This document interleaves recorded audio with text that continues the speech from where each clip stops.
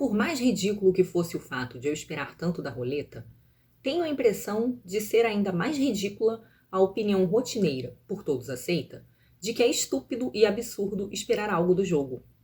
E por que há de o jogo ser pior do que qualquer outro meio de adquirir dinheiro, como, por exemplo, o comércio? É verdade que em 100 jogadores ganha apenas um. Mas que tem eu com isso? Olá, seja bem-vindo ao canal Chave de Leitura. No vídeo de hoje a gente vai conversar sobre Um Jogador, o primeiro romance do nosso projeto Consciência e Absurdo, lendo Dostoiévski no seu bicentenário. Esse livro para mim foi uma releitura e ele é um livro do Dostoiévski de 1866. Eu li o livro na edição da editora 34, que foi traduzida pelo Boris Schneiderman, que é um tradutor ucraniano.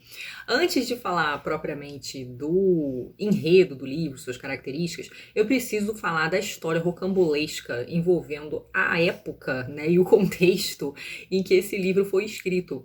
O Dostoiévski estava afundado em dívidas e ele fez um acordo com um cara lá que se propôs a pagá-lo para escrever, e esse cara era um trambiqueiro. Esse senhor deu um prazo para o Dostoiévski escrever um livro que deveria ter um número mínimo de páginas, e ele disse que se o Dostoiévski não cumprisse, e assim, é um prazo muito curto, se o Dostoiévski não cumprisse esse prazo, durante 9 anos, esse senhor teria o direito a publicar as obras de Dostoiévski sem que o Dostoi não recebesse nada. E o Dostoi entrou nessa. E aí, alguns amigos dele tentaram, sugeriram para ele, não, a gente escreve um livro coletivo a várias mãos.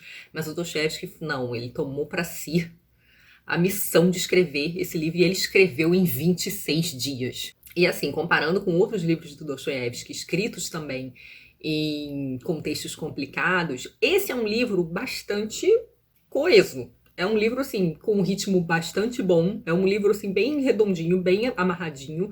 Porque a gente sabe que o Dostoiévski tem outros livros mais caóticos, que eu particularmente gosto. Inclusive, eu vejo, assim, como um traço de imensa modernidade estilística. Mas não é todo mundo que gosta, porque o Dostoiévski, às vezes, oscila muito, né? Enfim, especialmente no ritmo. E, às vezes, dá uma desequilibrada. Mas esse aqui não, esse é um livro bastante equilibradinho, assim, para quem quer começar a ler o Dostoiévski, e ele é um romance muito bom, a despeito de ser um romance bem curto. Então, Dostoiévski escreveu em 26 dias esse romance de aproximadamente 220 páginas, né? A minha edição aqui tem 225. Essa história é muito boa. E assim, ela ainda fica complicada, porque na data prevista, Dostoiévski vai lá entregar o livro, e o cara não tá em casa. O cara já tinha se programado para passar a perna do Dostoiévski.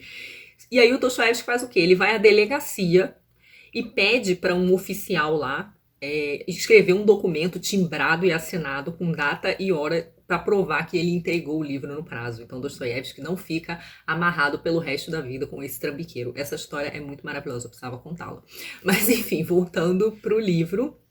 Um jogador, ele é a história de um rapaz que vai se envolver com o jogo numa cidade com um nome maravilhoso que Dostoiévski, fanfarrão, inventa aqui, que é Roletemburgo. Então a história se passa na Alemanha. E esse rapaz, ele vai se envolver com o jogo, mas ele também é uma história de amor. Ele é a história desse rapaz que se chama Alexei Ivanovich. O Alexei dá a entender que ele é um rapaz formado, que ele fez faculdade. Também não fica muito claro se ele é um rapaz, ele talvez esteja aí na casa dos 30 anos.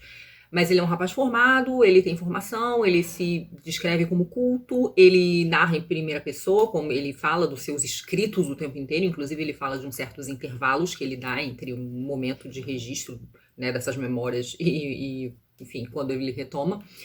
E ele dá a entender que ele é de uma origem relativamente nobre, talvez não super nobre, mas relativamente nobre, não é servo, e ele tá trabalhando como tutor para um general. Então ele acompanha a família desse general na Alemanha, nessa cidade de Roletemburgo, né, uma estação de águas, né? Então esse general vive nessa estação de águas com seu petit comité. O petit comité desse general é a sua enteada, a Apolina, que é o objeto de desejo de nosso protagonista, e os filhos dele. Ele tem filhos pequenos que, assim, só são mencionados, não tem muitas cenas importantes com ele.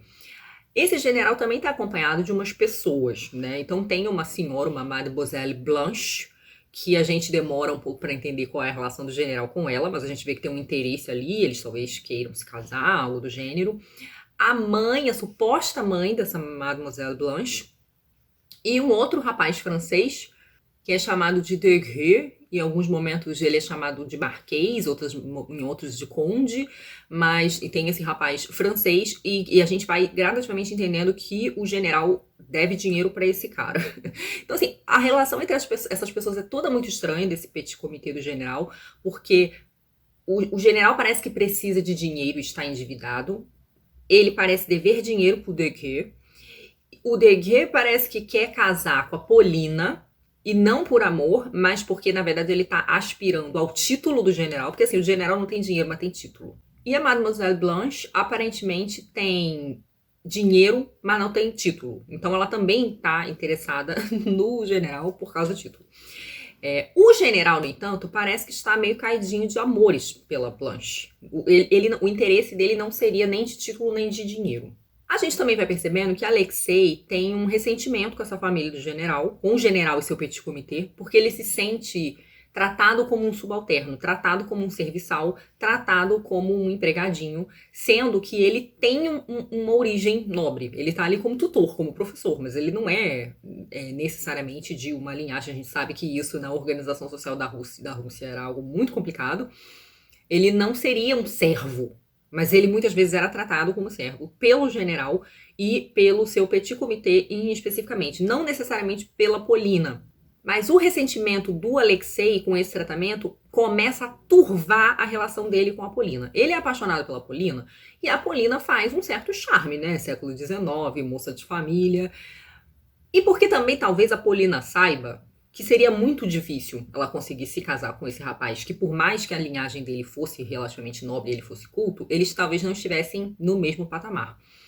Mas a Polina, ela parece que gosta dele também, porque o tempo inteiro ela fica chamando ele, ela diz que precisa dele, pede favores a ele, eles têm várias conversas, mas a relação da Polina com o Alexei é uma relação muito estranha, sabe aquele jogo de amor de gato e rato, assim, sabe? De provocação, né? Então tem uma coisa meio amor e ódio eles dois, né? Em parte porque a gente vai aprendendo mais adiante, conforme a gente vai lendo, o Alexei não é um narrador confiável e ele tem visão distorcida das coisas. E a Polina também fica o tempo inteiro tendo dúvidas quanto a como ela deve ler o Alexei, né? E o que o Alexei realmente quer com ela. Eu não vou dizer exatamente o desdobramento dessa relação, porque ela se revela mais ao final e estragaria para quem for ler, mas assim, os dois têm esse ruído de entendimento aí, e o que faz com que eles vivam meio às rusgas. Eles vivem juntos, mas sempre meio que brigando. O primeiro contato do Alexei com o jogo é por causa de Polina. A Polina diz que precisa de dinheiro. E o livro ele tem um clima de suspense em relação a essa família. Esse suspense vai se estendendo até quase o final. E o Alexei não sabe por que Polina quer dinheiro, porque ela não fala, mas ela fica o tempo inteiro dizendo que ela precisa de um dinheiro. Então ela dá dinheiro pro Alexei jogar em nome dela. É assim o primeiro contato do Alexei com o jogo. Em seguida, o Alexei vai retomar o contato com o jogo, ele hesita, ele sabe que ele precisa jogar, mas ele fica hesitando, mas ele vai jogar em nome de uma outra parenta maravilhosa, é um dos melhores personagens de Dostoiévski que chega aqui, que é a vovó Antonida, a Babulinka. Então Babulinka chega aqui e ela era uma senhora que a família do general estava esperando que morresse, porque ela é uma véia podre de rica. Ela é uma matriarca, cheia de propriedades, enfim. E o general tá contando que ela morra, porque aí ele vai ficar endinheirado. E ele, endinheirado, vai poder casar sua filha e vai poder pagar as dívidas que ele tem com o Degré. Pardon mon français aí, gente. Inclusive, os personagens falam francês pra caramba nesse romance aqui, mas não se aflijam porque tá tudo com nota a tradução. Como tem esse petit comité basicamente francês, né? A Mademoiselle Blanche e o Degré seriam franceses, eles falam bastante francês, apesar de estarem na Alemanha. Mas enfim, falam um pouco de alemão também. Bom, o general fica o tempo inteiro mandando telegramas para a Rússia para saber se a véia já esticou as canelas. E aí, o que acontece? Chega essa surpreendente presença em Roletemburgo, que ninguém estava esperando, porque estavam achando que ela estava velha e ela estava prestes a morrer, e chega lá a Babulinka de cadeira de rodas com seu séquito de empregados, enfim, de assistentes. E aí, Babulinka causa em Roletemburgo, porque ela não entende nada do jogo. Ela sabe que o general quer dinheiro, então ela também fica provocando. Ela é uma personagem muito engraçada, porque ela é muito sincera e ela não faz média. E ela é um pouco despótica, também um pouco não, ela é um bocado despótica. E ela é meio escandalosa, mas ela também é muito engraçada. As passagens com ela são as passagens mais engraçadas. E aí ela decide que quer conhecer o jogo, e aí é o desastre. Quando ela vai conhecer o jogo, ela se perde, ela fica louca, ela é, vamos dizer assim, mordida pelo bichinho do vício, né? E isso é uma coisa que Dostoiévski vai fazer bastante aqui nesse romance. Ele vai mostrar os personagens viciados, né? E vai mostrar, e vai fazer um paralelo entre o amor e o jogo. Como o amor e o vício no jogo escravizam as pessoas. E aí a gente vê Alexei, de certo modo, escravizado às raias da humilhação. A relação que ele tem com a Polina é bastante passivo-agressiva em vários momentos. A gente vê que tem essa coisa de vício. Tem o próprio general com Mademoiselle Blanche. E o Dostoiévski traça esse paralelo, então, de como o amor, assim como o jogo, escravizam os indivíduos. Uma outra coisa importante que Dostoiévski faz nesse romance é que ele tenta o tempo inteiro contrapor os russos aos demais europeus. E ele mostra como os russos seriam mais poéticos. O Dostoiévski escreve numa carta para um amigo num determinado momento, e isso eu li na biografia do Joseph Frank. Ele fala que os russos seriam mais poéticos, enquanto o resto dos europeus ocidentais principalmente, seriam prosaicos. Então ele vai tentar estabelecer essa oposição de russos poéticos contra europeus prosaicos, em especial em algumas figuras específicas que aparecem aqui no romance, que são os alemães, lá de Roletemburgo mesmo, os franceses do Petit Comité do General, alguns poloneses que aparecem no cassino, e um personagem inglês que aparece em alguns momentos, o Mr. Astley. Ele também participa de vez em quando do Petit Comité do General e é, assim, vamos dizer, amigo da Polina. Dentre as características poéticas dos russos estariam o fato de os russos serem muito apaixonados, serem muito impetuosos, não serem pessoas excessivamente racionais, que não ficam ligando para o dinheiro, estão mais ligados às emoções, ou como diz o nosso protagonista aqui no livro, está interessado em desafiar o destino.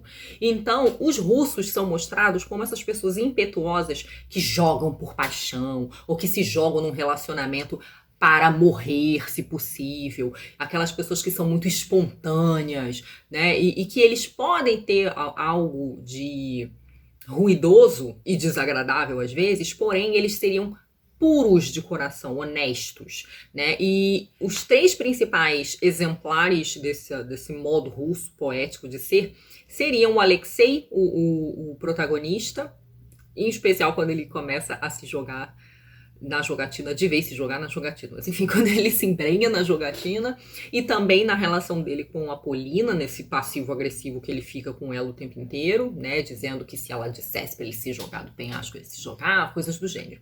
O general com sua mademoiselle e a maravilhosa Babulinka, quando ela chega causando, né, enfim, dando esporro em todo mundo, né, tratando os desconhecidos como mendigos, às vezes oferece dinheiro para as pessoas ficam olhando para a cara dela, porque essa mulher tá me dando dinheiro, né, o fato de que ela não trata os servos dela só como serviçais, ela leva eles pro cassino, o que seria mal visto socialmente, né, mas ela fala, não, meus servos vão comer pro cassino sim, eles também são gente, né, então tem esse jeito meio despótica, porém generosa.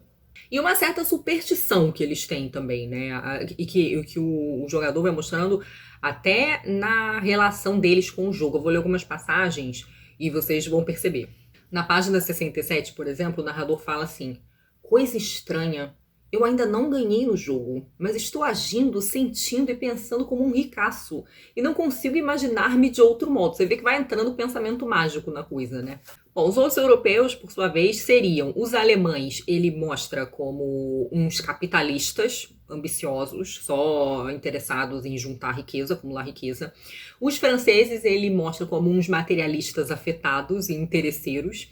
Os poloneses como desonestos. Na mesa da roleta sempre tem uns poloneses em volta e esses poloneses estão sempre tentando dar conselho para as pessoas que têm muito dinheiro, que estão jogando ou que estão com muita sorte. E depois, quando as pessoas ganham, eles ficam pedindo dinheiro pelo seu serviço. Às vezes eles tentam roubar mesmo, assim, é uma coisa horrível.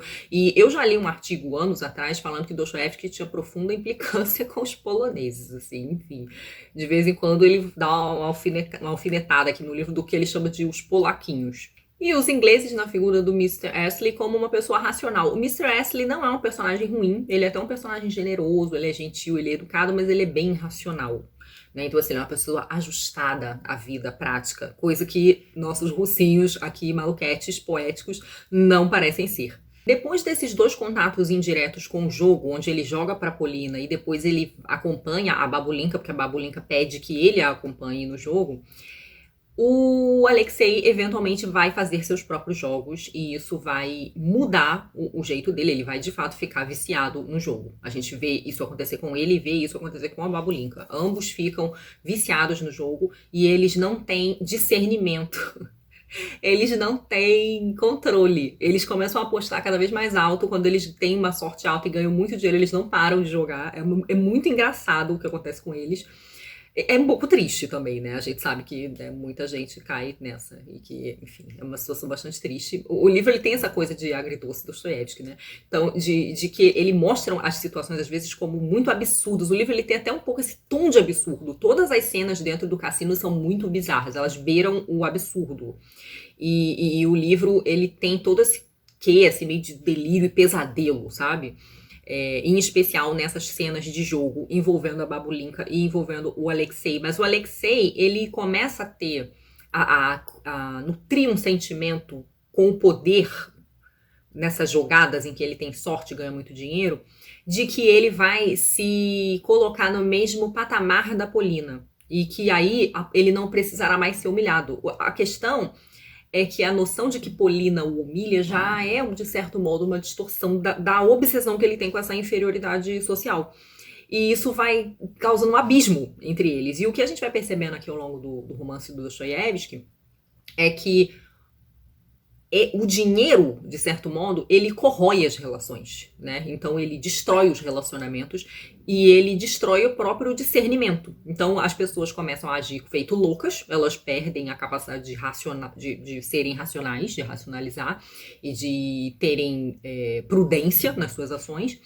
E isso vai conspurcando as próprias relações, vai criando uma série de crueldades entre as pessoas, né? A gente vê que o próprio general passa a ser hostilizado, muitas vezes, por lhe estar devendo dinheiro. Ele é hostilizado tanto pela Babulinka, que sabe que ele precisa do dinheiro dela e tá só esperando ela morrer para isso. E aí, por sua vez, cria uma hostilidade com a Polina, porque a Polina vê que ela é um joguete ali, que ela tá ali para ser vendida e comprada, né? Vendida pelo general, comprada pelo Messier. E a gente vê, inclusive, aí um aceno para uma outra personagem importantíssima do Dostoiévski, que vai viver essa mesma situação de ser vendida, comprada, que é a Nastassia Filipovna, do Idiota, né? Então a gente vê aí um aceno para essa questão da mulher aviltada no jogo financeiro entre homens, né? Na figura da Polina. Mas como pro Dostoiévski nada é muito simples, né? Ele mostra o dinheiro aqui, né? Como o dinheiro na mão é vendaval, ele mostra aqui o dinheiro como uma coisa muito perniciosa e arriscada e capaz de destruir relações e destruir a própria saúde mental das pessoas, mas ele também mostra como saída, né, como oportunidade de salvação para quem é mais vulnerável ou quem está mais socialmente inseguro. Tem um vídeo aqui no canal sobre a abordagem do Dostoiévski do dinheiro, sobre o dinheiro. Eu gosto muito desse vídeo, vou deixar aqui nos cards para vocês conferirem. Eu falo de um jogador lá, mas falo de uma série de outros romances onde o Dostoiévski volta nessa questão da relação das pessoas com o dinheiro. E essa coisa ambígua, né? O dinheiro pode salvar, mas ele também pode te corromper. Esse romance, ele é muito descrito como autobiográfico. Ele não é totalmente autobiográfico, embora o Dostoiévski de fato tenha se inspirado em várias questões da própria vida, né? Ele não está narrando aqui ipsis literis coisas que aconteceram com ele. Ele até põe cenas que ele presenciou em cassinos aqui. Você vê isso até quando lê a biografia do Joseph Frank, ele comenta. O próprio Boris Schneiderman no pós-fácil comenta também.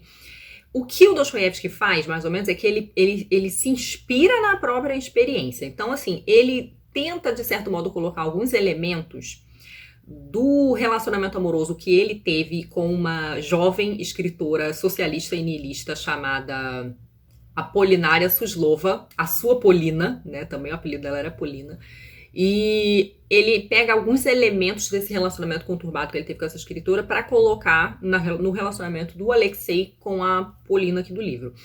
Eles não têm os mesmos, vamos dizer assim, as mesmas posições sociais, né? E a Polina do livro, ela é um pouco mais vulnerável socialmente, ela não é escritora, ela é uma jovem, filha de um general, ela não trabalha com nada ainda, ela não é, vamos dizer assim, uma pessoa com relativamente menos independência, vamos dizer assim, em comparação a Suslova, mas o Dostoiévski teria colocado ali alguns elementos do seu relacionamento com essa escritora.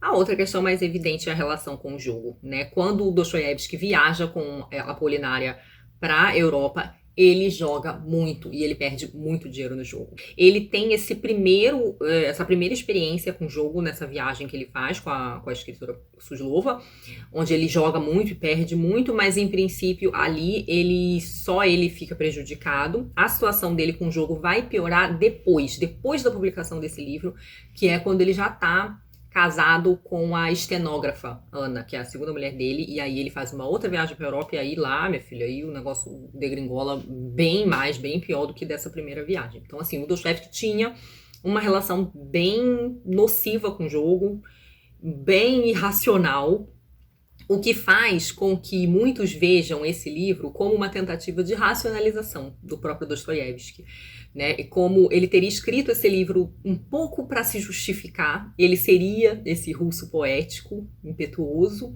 mas também um pouco para reconhecer as suas próprias faltas, as suas próprias limitações com essa questão.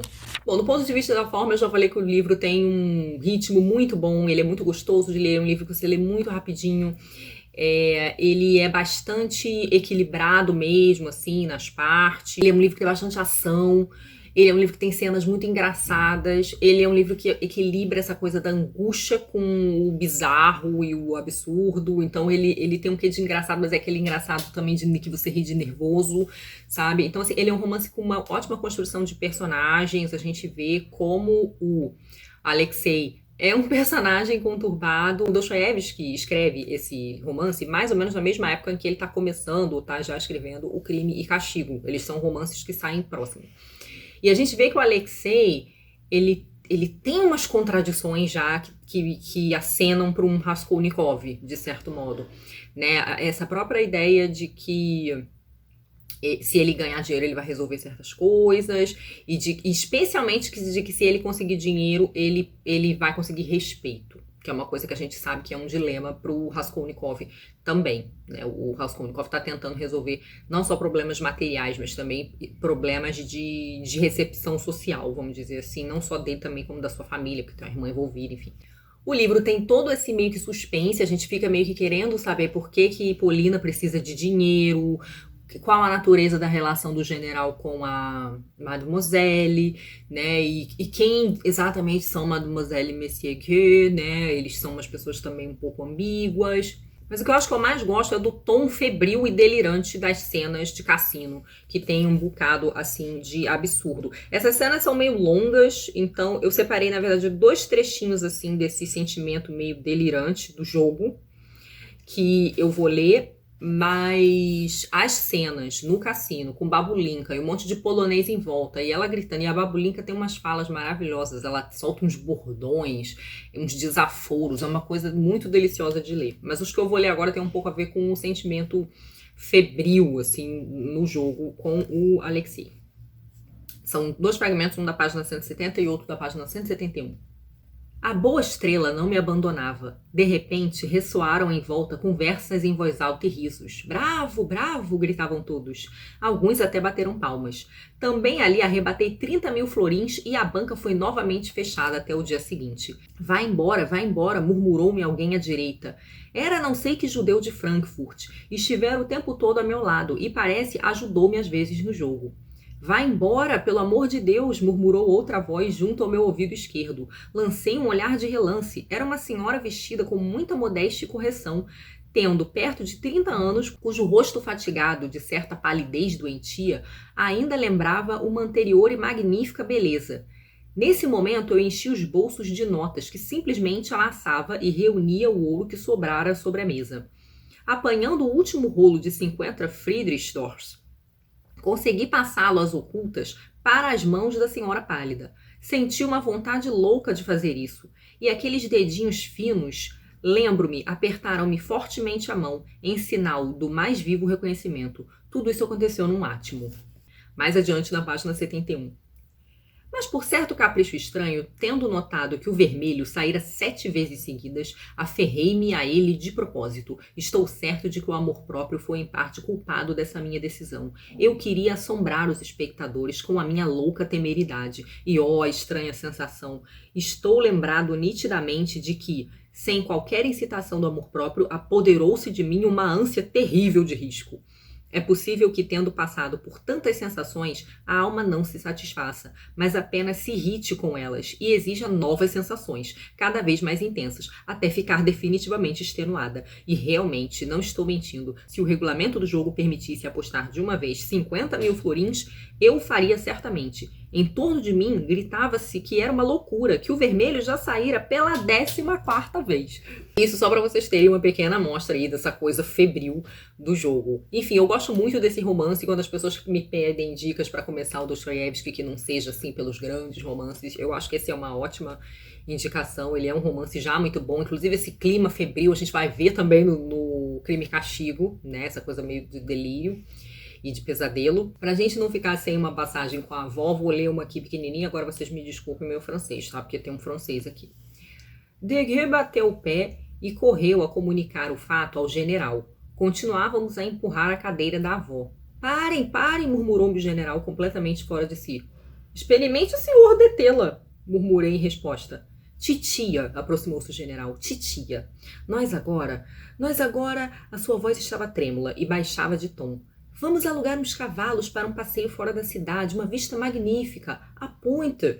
Íamos convidá-la. Vai-te embora com a sua Pointe, enxotou a avó com um gesto irritado. Lá existe uma aldeia, vamos tomar chá, prosseguiu o general, agora completamente desesperado. No Bois du lait, sur l'herbe fraîche, que significa vamos tomar leite sobre a relva fresca. Acrescentou Deguet com um rancor ferino. Do lait, de l'herbe fraîche. Eis o suprassumo do ideal idílico para um burguês parisiense. Nisso, como se sabe, consiste a sua concepção de la nature et de la vérité. Isso é uma alfinetada do narrador no francês. Ele fala, como se sabe, consiste a sua concepção da natureza e da verdade. Vai-te embora com teu leite, engole-o tu sozinho, a mim só me provoca cólicas. E por que vocês se grudaram em mim? Gritou a avó. Já lhes disse que tenho pressa. Então, assim, só uma mostrinha da maravilhosa Babulinka.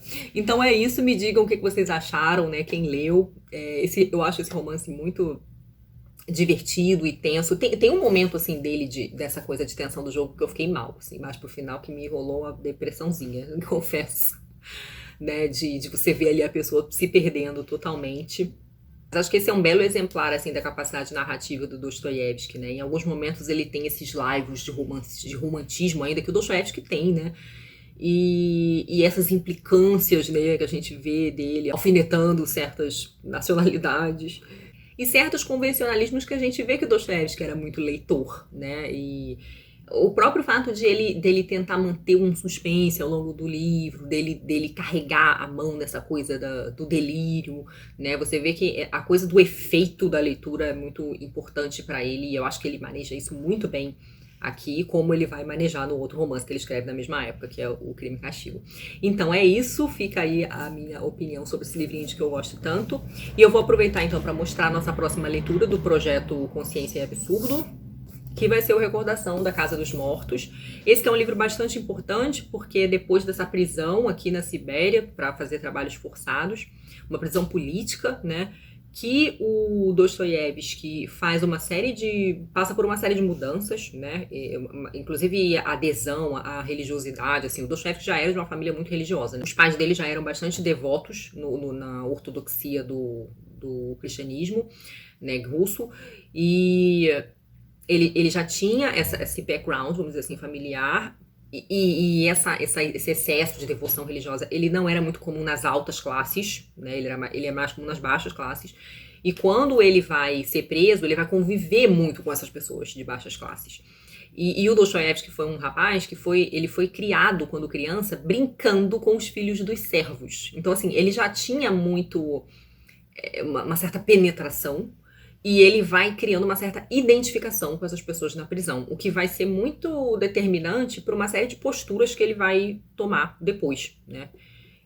Tanto de nacionalismo, né? O Dostoiévski vira um nacionalista meio ferrenho, a visão da religião como algo necessário, a visão da lógica dos servos como a lógica preferível para uma sociedade, enfim. A gente vai ver surgir tudo isso a partir da sua prisão na Sibéria, né, na Katorga, se eu não me engano que é o nome. Então fica aí, se eu não me engano o nosso vídeo sai no dia 22 de agosto, né? É em agosto, penúltimo domingo de agosto, se não me engano é dia 22, tá? E então fica aí o convite para quem tá participando, quer participar ou não tá sabendo do projeto. Eu vou deixar também aqui o link do projeto para vocês verem a apresentação e o convite, tá? E aí essa então sendo a nossa próxima leitura. É isso então, obrigada a todos pela companhia, obrigada aos apoiadores e membros por apoiar meu trabalho. Beijos e até o próximo vídeo. Tchauzinho.